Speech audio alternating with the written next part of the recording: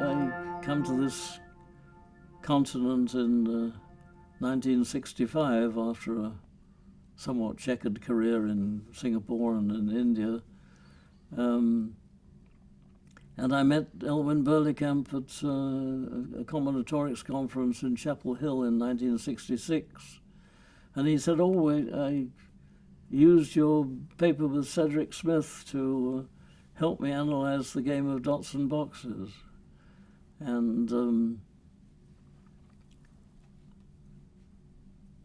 he said we should write a book on games. And I said, well, I know just the person who can help us out. I'm not sure how interested I was at high school, but I read this paper by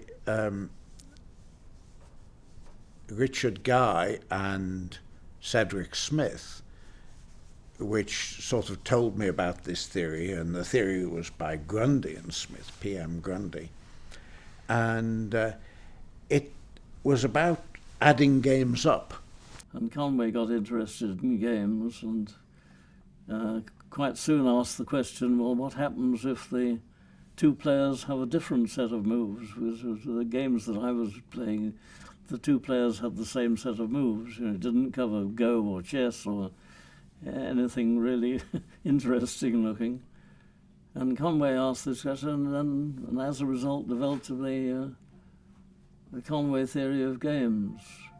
And so that's how we got together on that.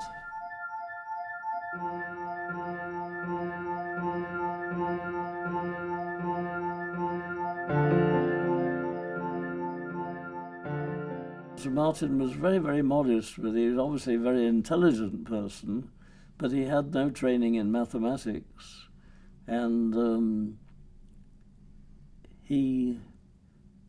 I think he needed to have things explained to him, and then, of course, as soon as they were, he caught on and was able to expose them himself and so on. But he often needed, and I think he sought this out by writing to people and getting their ideas on things.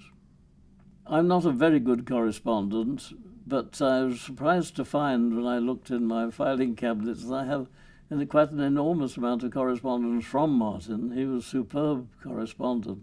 He always answered and so on, and quite often he would write and ask me questions about the things that he was working on, that he knew that I might be able to help him with the answers.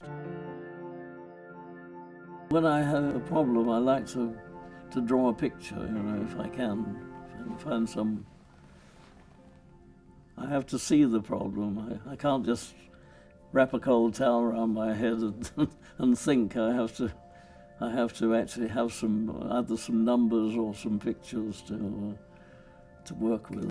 I like looking at sequences of numbers, and I like looking at actual diagrams.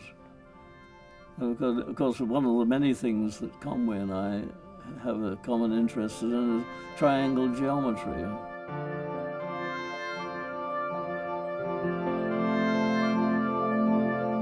In August 2015, Richard Guy gave a remarkable talk on triangle geometry at the Second Moves Conference at the National Museum of Mathematics in New York City.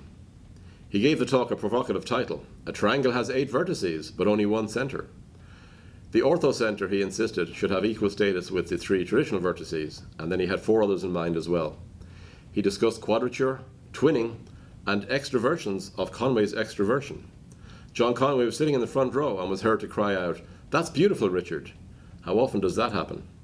It was a bravado performance, and he ended it with an audience sing-along of "Bring back, bring back, bring back my geometry." On the last day of the conference, I shared a lift with him down to the street level, and I turned to him and said, "Richard, you know, your talk on the first day was by far the best talk of the whole conference." And he looked up at me and he said, "I thought so too."